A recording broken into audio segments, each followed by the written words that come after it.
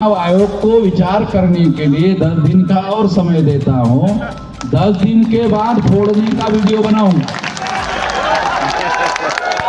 अगर चुनाव आयोग और शासक वर्ग ने ऐसा करने का काम किया तो मैं शासक वर्ग को चेतावनी देता हूं, हिंसा होगी। 18 साल कुछ महीने की मेरी उम्र थी, तब से लगा हुआ हूं और अभी मेरी उम्र 67 साल की है।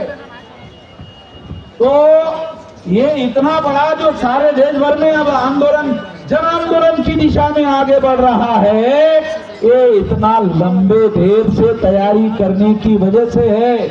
आप लोगों को लगता है 8 साल अरे बहुत लंबा है, हमारे लोगों को ऐसा लगा 8 साल बहुत लंबा है। ये जो नौजवान लोग हैं 8 साल में तो ये लोग हुक्मरान बनने के लिए परिपक्व हो जाएंगे, तैयार हो जाएंगे। इसलिए ये तैयार हो जाएंगे तो जरूरी थोड़ी है कि वामन मेश्राम को ही हुक्मरान बनना चाहिए। आप में से भी कोई आदमी हुक्मरान बने, क्यों नहीं बनना चाहिए? इसके लिए समाज को तैयार कर रहे हैं, इसलिए ये काम चल रहा है, कारवां चल रहा है। हम लोग अपने लिए नहीं लड़ रहे हैं, हमारे कौम के लिए लड़ रहे हैं, इंडिविजुअल के लिए नहीं लड़ रहे हैं। ये बात साथियों हम लोगों को ध्यान देना बहुत ज्यादा जरूरी है। साथियों देखो, एक बात और मैं आपको बताना चाहता हूं, वो ये है कि आज से 2010 में जब ये मामला मैंने खड़ा किया था, तब कोई जानता नहीं था, बल्कि मेरे ही कार्यकर्ता मुझे ये कहते थे काम का ये तो आदमी को यार अकलमंद मानते थे, वामन मेश्राम को तो सेंसिबल आदमी मानते थे। ये क्या गलत बात मुद्दा लेके गए। तो इतनी समझदारी और इतनी अक्ल जो है, इतना आसान काम तो है नहीं कि सभी के पास हो जाए। अगर सभी के पास हो जाए तो फिर वामन मेश्राम राष्ट्रीय अध्यक्ष कैसे बनेगा? वामन मेश्राम राष्ट्रीय अध्यक्ष नहीं बनेगा ना। तो फिर उसके लिए ये समझदारी होना बहुत जरूरी है, ये जानकारी होना बहुत जरूरी है।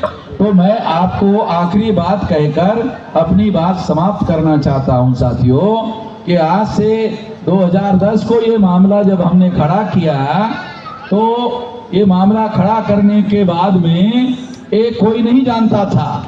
आज ये मामला राष्ट्रीय इशू हो गया है, नेशनल इशू हो गया है। नेशनल इशू हो गया, इसका मतलब है अब ये मामला हल होने की दिशा में नेशनल एजेंडे पर आ गया है।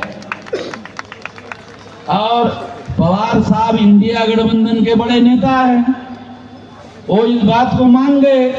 इसका मतलब इंडिया गठबंधन में भी मामला अंदर पहुंच गया है। और इसलिए मैं एक बात, आखिरी बात कहकर आपको कुछ आंकड़े हैं बहुत चौंकाने वाले, आपको बताना चाहता हूं। क्या आप में से कितने लोगों को यह पता है? अरे भाई, आप मट्टी के ढेले हो जो पानी से भरभरा जाओगे। मट्टी के ढेले हैं जो पानी गिरने से भरभरा जाओगे। मैं भी तो इधर ही हूं। अभी मट्टी के ढेले नहीं हो, अभी क्या होगा? ज्यादा से ज्यादा क्या होगा? कपड़े गीले होंगे ना। तो शरीर में गर्मी है, ज्यादा से ज्यादा कपड़े गीले होंगे।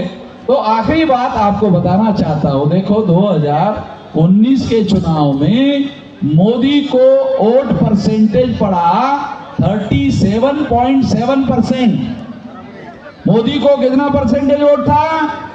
37.7%। और इंडिया गठबंधन अभी जो बना, उनके पास कितना परसेंटेज वोट है? 62.3%। अरे कुछ समझ में आ रहा? तो मोदी को ऐसा लगता है कि वो चुनाव नहीं जीत सकता। मोदी को ऐसा लगता है, क्योंकि लड़ाई कैसे 37.7% वर्सेस 62.3%। वो इतने वोट थे तो पिछली बार मोदी चुनाव क्यों जीत गया और ये लोग क्यों हार गए? क्योंकि इंडिया गठबंधन वाले लोग यूनाइटेड चुनाव नहीं लड़ रहे थे।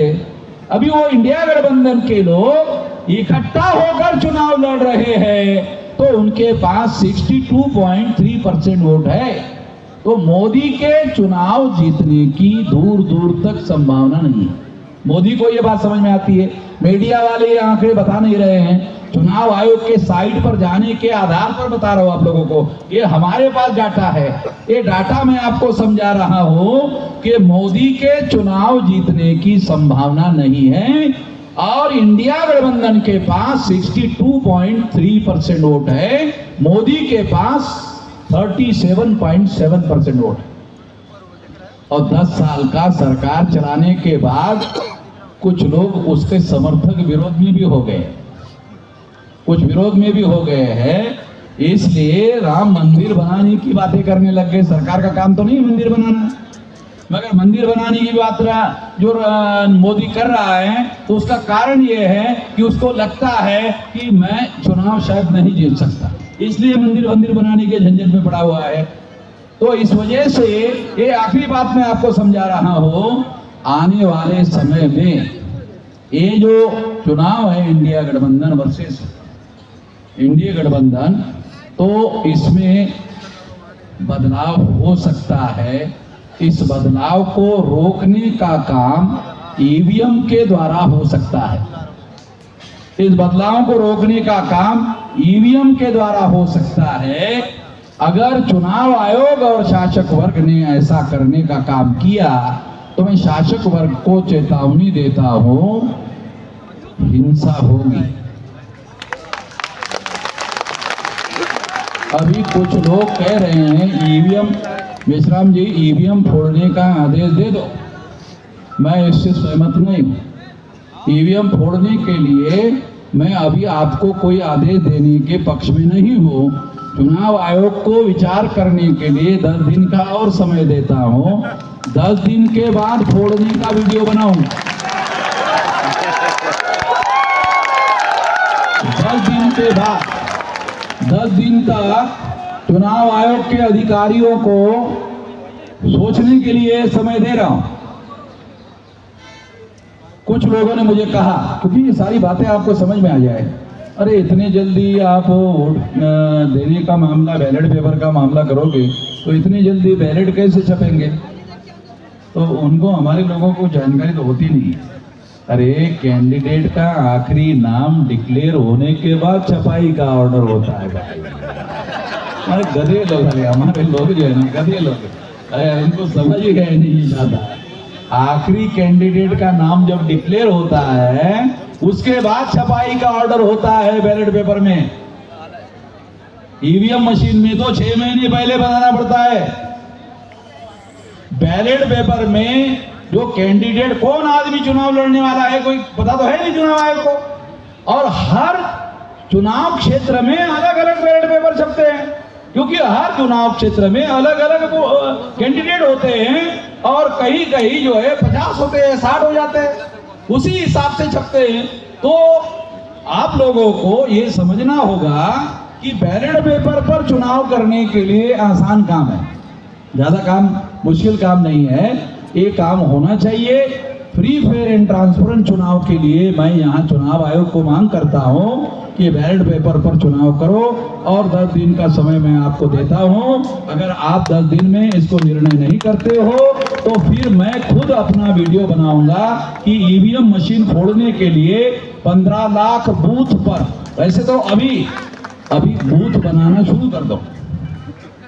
ये जो मशीन फोड़ने के लिए 50% काम तो कर ही दो, बूथ बनाना शुरू कर दो। अगर बूथ बनाने से चुनाव आयोग मान गया, अगर चुनाव आयोग मान गया, बूथ बनाने से मान गया, तो ये बूथ का उपयोग शासक वर्ग बनाने में करेंगे। तो ऐसे काम लेना पड़ेगा।